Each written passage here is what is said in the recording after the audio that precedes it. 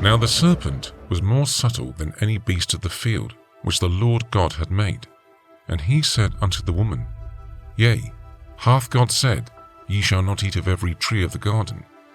And the woman said unto the serpent, We may eat of the fruit of the trees of the garden, but of the fruit of the tree which is in the midst of the garden, God hath said, Ye shall not eat of it, neither shall ye touch it, lest ye die.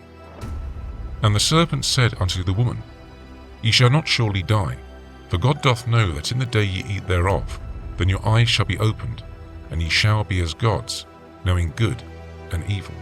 And when the woman saw that the tree was good for food, and that it was pleasant to the eyes, and a tree to be desired to make one wise, she took of the fruit thereof, and did eat, and gave also unto her husband with her, and he did eat.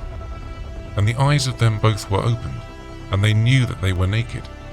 And they sewed fig leaves together, and made themselves aprons. And they heard the voice of the Lord God walking in the garden in the cool of the day. And Adam and his wife hid themselves from the presence of the Lord God amongst the trees of the garden. And the Lord God called unto Adam, and said unto him, Where art thou? And he said, I heard thy voice in the garden, and I was afraid, because I was naked, and I hid myself. And he said, Who told thee that thou wast naked? Hast thou eaten of the tree, whereof I commanded thee, that thou shouldest not eat? And the man said, The woman who thou gavest to be with me, she gave me of the tree, and I did eat. And the Lord God said unto the woman, What is this that thou hast done? And the woman said, The serpent beguiled me, and I did eat. And the Lord God said unto the serpent, Because thou hast done this, thou art cursed above all cattle, and above every beast of the field. Upon thy belly shalt thou go, and dust shalt thou eat all the days of thy life. And I will put enmity between thee and the woman, and between thy seed and her seed.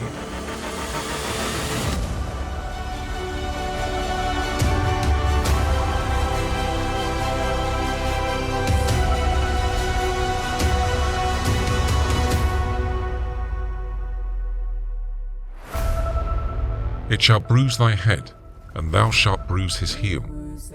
Unto the woman he said, I will greatly multiply thy sorrow and thy conception.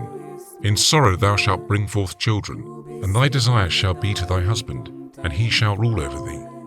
And unto Adam he said, Because thou hast hearkened unto the voice of thy wife, and hast eaten of the tree of which I commanded thee, saying, Thou shalt not eat of it.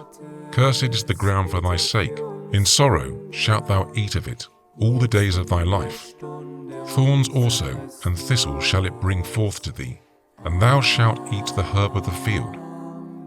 In the sweat of thy face shalt thou eat bread, till thou return unto the ground. For out of it wast thou taken, for dust thou art, and unto dust shalt thou return. And Adam called his wife's name Eve, because she was the mother of all living. Unto Adam also and to his wife did the Lord God make coats of skins, and clothed them. And the Lord God said, Behold, the man is become as one of us, to know good and evil. And now, lest he put forth his hand, and take also of the tree of life, and eat, and live forever. Therefore the Lord God sent him forth from the Garden of Eden, to till the ground from whence he was taken. So he drove out the man, and he placed at the east of the Garden of Eden cherubims, and a flaming sword, which turned every way, to keep the way of the tree of life. Und gebenedeit ist die Frucht deines Leibes, Jesus.